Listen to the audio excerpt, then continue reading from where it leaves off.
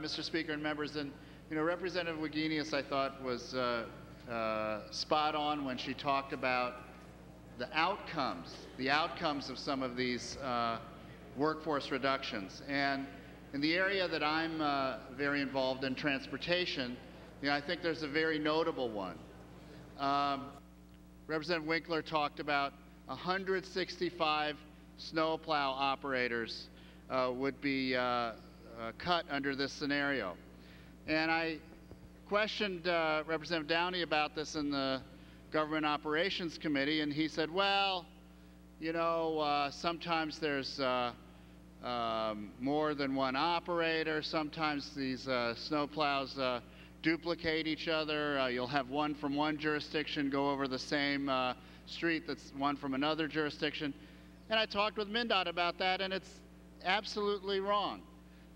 What happens, there's typically one operator already, and if you see a state plow on a county or city road, it's probably the result of some cooperative agreements that they've signed with each other.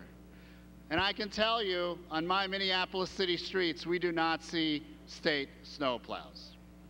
And so this is an example of, I think, some of the smoke and mirrors that we hear under the guise of reform and efficiency.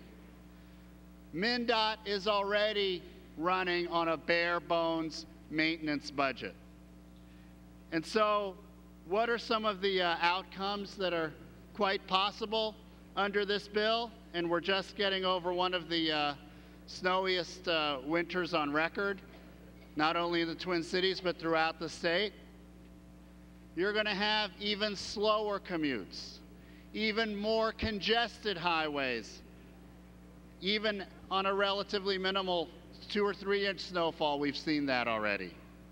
And that seriously degrades our quality of life.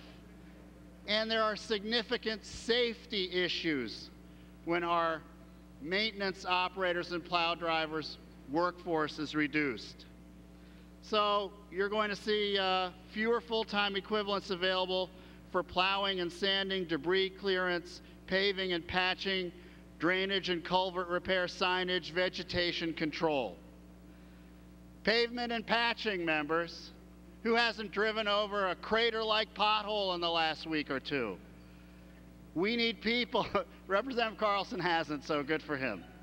But members, this requires personnel. It doesn't just happen out of thin air. And so there are real and significant outcomes from what we're doing today.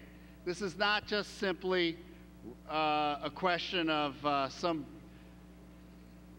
rhetoric around reducing workforces and government efficiency. There are outcomes. Slower and less safe commutes, more potholes. That's the legacy of this bill.